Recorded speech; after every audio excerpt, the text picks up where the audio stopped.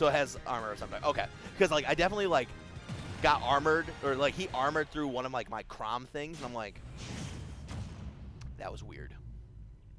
But here we go. Pugs looking to get that, secure that first seed spot. Adorable Knight also looking to have a better road to get the first seed.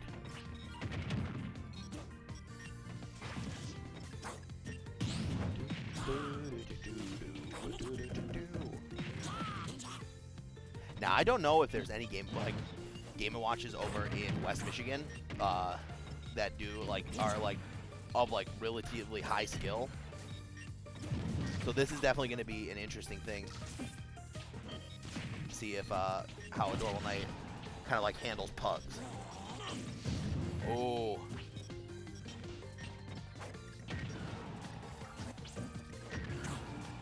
Oh, no jump, so he's going to have the Hydro Pump here. Yep. Delays the up B.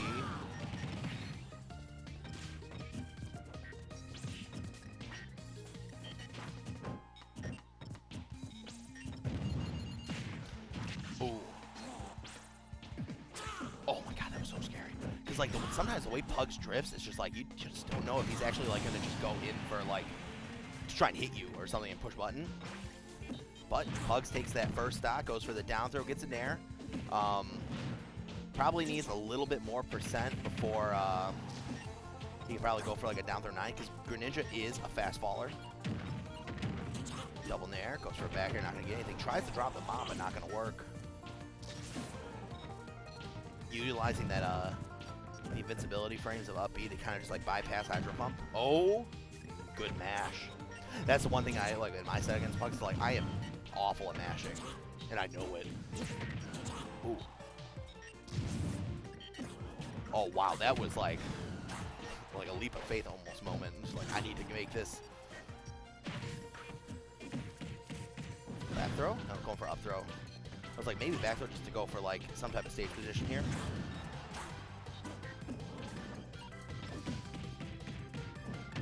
Yep, gotta just spam those pummels, refresh that up air, or the up throw. Oh man.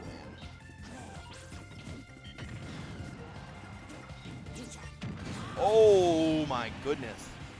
Pugs taking the 2 stock lead here.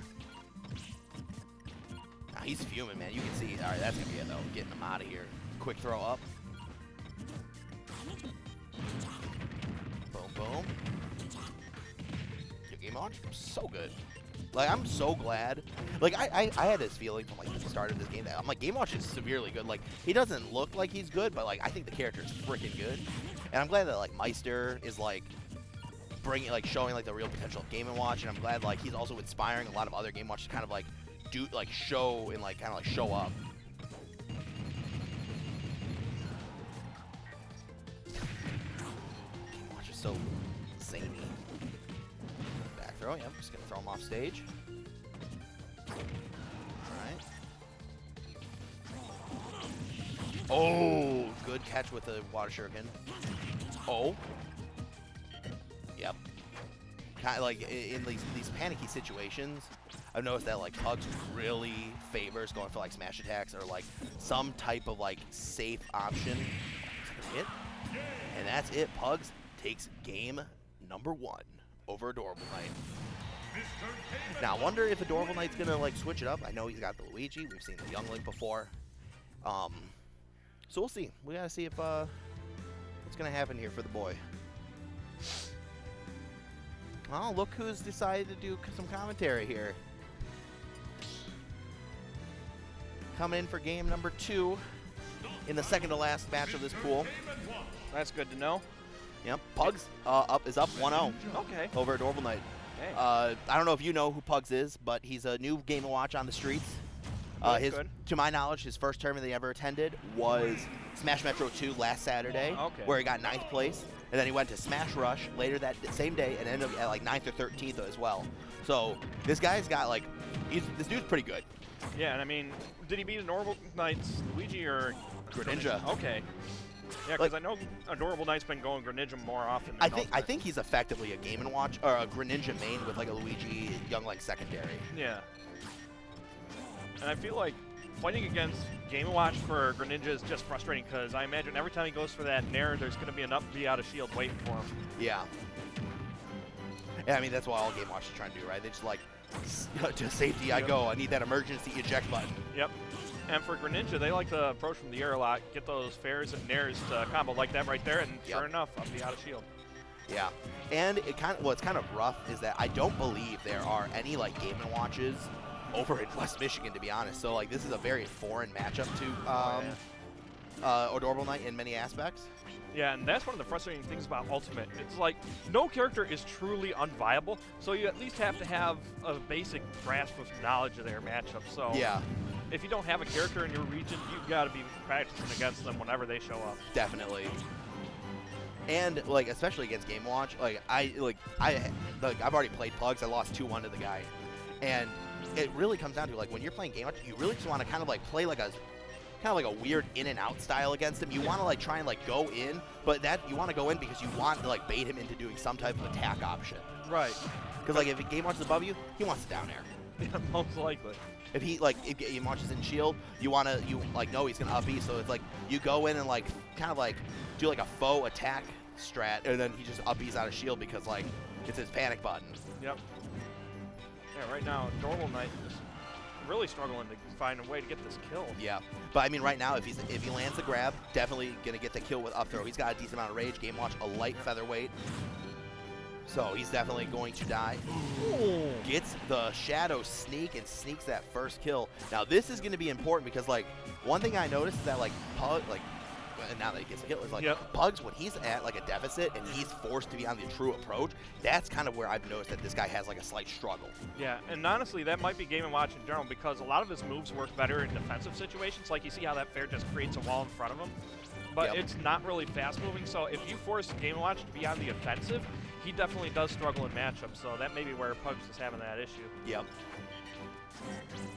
And I think a lot of it too is like if you can force like a grab on Game Watch, you got to just go for the grab because sometimes you don't want to like if you're Greninja, you don't want to be like kind of like wasting your down tilt, your dash attacks into like forward air and like up smash because like you need to kind of wait for those things to be like in the true like this is gonna be like a kill confirm setup. Yeah, last thing you want is to be stealing your kill options. And one of like these things like I hope Adorable Knight's caught onto is that if like you kind of look like you are gonna be like whiffing on shield, Pugs is very much going to just kind of like opt for like a down smash because he's hoping he can just do like get you in the down smash, catch you in the berry because you got hit by the mallets rather than like the handle section. Yep. And he gets that forward air kill, secures it. Now he's back at a stock lead.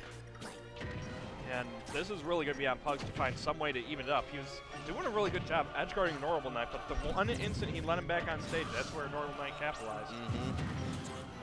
Oh, no jump, and he tried to like get like an air dodge boost to try and live. But we're pretty much down to even here. And this is do or die for Adorable Knight. Yeah, like Pugs right now is 2-0 in the pool. He beat me and he beat Vince. Adorable Knight is only 1-0 in the pool, having only played one match. Okay. So this is like if Pugs wins, he's guaranteed first seed, makes it out into bracket.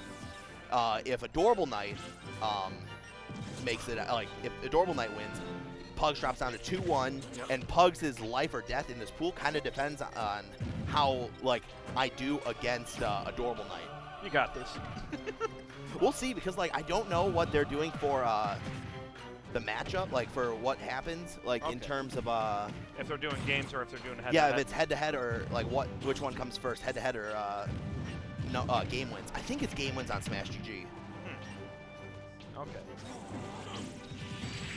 Oh, and that's gonna be it. So we're going to a game number 3, and so this puts everybody in this pool 2-0'd Vince. Okay. My set versus Pugs was 2-1. Yep. And now Adorable Knight's set versus Pugs might go to 2-1. So we actually, and oh man, this is about to be a, Yeah. If I can Aren't you glad you're not TOing today? No, because then I'll have to be the one that explains the situation. Aren't you glad you're TOing today? You just can't escape your job, can you? No. We had a situation because like apparently they dropped somebody and then they added somebody in and it messed up the pools on Smash GG. And so like Pugs and I had just finished our like close, like super tight game 3 set, and then Pugs is like Gooshi's like, I tried to report the score and like it wouldn't let me. It said the metadata was wrong, and I'm like, what the hell does that mean? That means like there's like there was a change in the bracket or something. And so basically, it's like pools are like being brought up and completed. They have to like realign the pools to make sure like everybody's in the right spot. Yeah, because I think I was originally going to be in your pool. Was it? Yeah. Oh wow. Wouldn't you love fighting against a Belmont? No. Don't worry, nobody else in my pool enjoyed it either. Why? Did you make it out? Yeah. Nice. Second place. I lost 0-2 to K7, unfortunately, but I at least took 2 stocks each game, so that's cool. I'm getting closer. I feel really bad because like my pool has like Adorable like Pugs and me in this pool, and I'm like, that's like 1 first seed and 2 second seeds. Because like I think like Pugs. Wait, who's the other second seed? Wow. No, seriously, who's the other second seed? Oh my God, Scooter 3881. I hope you don't get your the Twitter you want back on December 11th. Dang. Odds are I won't because it's a banned account rather than or suspended rather than inactive. I can't believe that the terrorists will win there. Yep. Anyway, back to game number 3. Not talking about these Twitter at woes. I swear that down smash from Game Watch is just so tricky to deal with because of the frame data on it. I'm not even sure it's the frame data so much as it is the frame animation. Because that's the frustrating thing about fighting Game & Watch. It's like the moves just start so suddenly and end so suddenly. There's not really a good indication of when they're going to start or end. Yeah. Ooh, no jump on Adorable Knight, but he's going to live. Oh, I really like that. He kind of was like hoping, he was kind of like, he did that down tilt there in his like anticipation of like some type of preemptive like defensive habit, because all like game Adorable Knight has been immediately going for a follow-up off of the down tilt or dash attack. Right. Try to grab a pivot.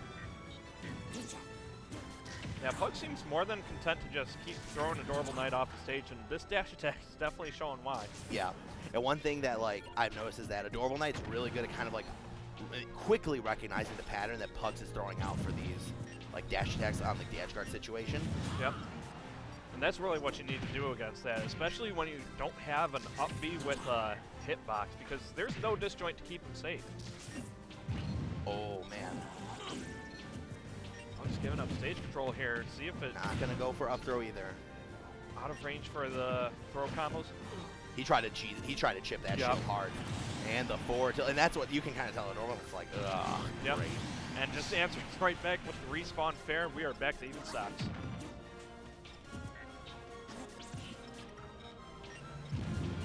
You don't really want to commit too hard into this neutral. Oh no, like Adorable Knight doesn't want to overextend because you know Game Watch always has that true like X factor in the inside B.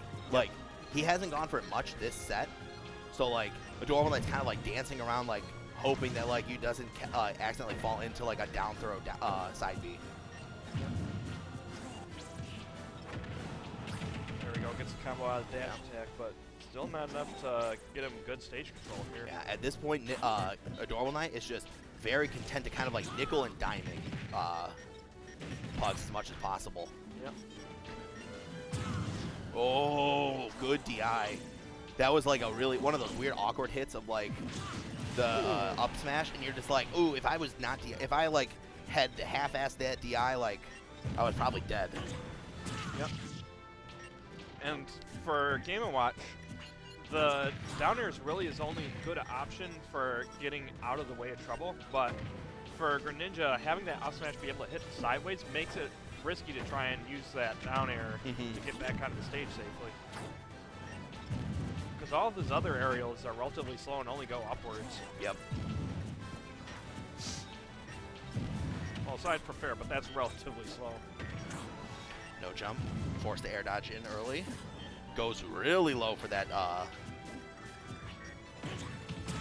Oh, and because he missed the tech, gets that guaranteed up smash. Yeah, he's been getting a lot of mileage out of knocking Pugs onto these platforms and poking through with that up smash. Yeah, it's like almost like Pugs' like teching game is not that strong, in a way. But we'll see. This is coming down to the wire. Adorable Knight clutches it out with a 2-1 victory. That was a good call out on that jump. It was. He's catching him right as he's getting up, recognized that he had gone for on-stage options too much, so Pugs thought, I'll go to the air. Adorable Knight was ready. Gets him up.